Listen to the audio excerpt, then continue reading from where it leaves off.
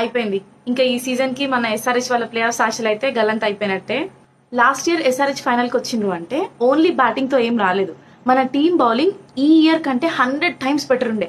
అందుకే వాళ్ళు ఫైనల్ దాకా వచ్చిండ్రు. అండ్ మన వాళ్ళు ఓపెనింగ్ పార్ట్నర్షిప్ మీదనే చాలా డిపెండ్ అయినారు. సో ఒక్కసారి ట్రావిస్ హెడ్ వికెట్ పడంగానే ఇంకా మొత్తం డౌన్ అయిపోయింది. అరే మనం ఆడుతుందే 2 points కోసం, అసలు రన్ రేట్ అనేది మ్యాటరే కాదు అన్నప్పుడు 16 balls ఆడి 13 runs కొట్టడం అయితే అస్సలు మంచి ఇన్నింగ్స్ కాదు.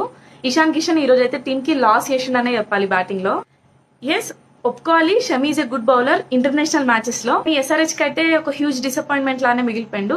ఎందుకంటే 10 crores పెట్టి ఒక మెయిన్ బౌలర్ గా తెచ్చుకున్నప్పుడు 16 ఎకానమీతో బౌలింగ్ చేస్తే ఏ ఫ్యాన్స్ కి నచ్చదు, అలాగే ఎస్ఆర్హెచ్ ఫ్యాన్స్ కి కూడా. అండ్ బ్యాటింగ్ బౌలింగ్ ఈ డిసప్పాయింట్మెంట్స్ అంటే ఇంకా ఫీల్డింగ్ అయితే పెద్ద దండం పెట్టాలి. చాలా క్వశ్చన్స్ ఉన్నాయి ఎస్ఆర్హెచ్ ఫ్యాన్స్ కి.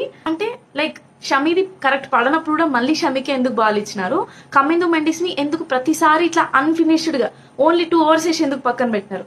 అంతకు మించి ఇంకొక డౌట్ ఏంటంటే లాస్ట్ ఇయర్ నితీష్ కుమార్ రెడ్డిని ఒక ఆల్రౌండర్ లానే ప్రొజెక్ట్ చేశారు. ఈ ఇయర్ ఒక్కసారి కూడా బౌలింగ్ ఇవ్వకపోవడానికి కారణం ఏంది అసలు తెలియదు. ఈ సీజన్ కి అయితే మన వాళ్ళు ప్లే ఆఫ్స్ కి వెళ్లరు, అది మనం యాక్సెప్ట్ చేయాల్సిందే. కానీ ఒకటైతే చెప్తున్నా, ఏది జరిగినా ఎన్ని జరిగినా win or lose SRH for ever.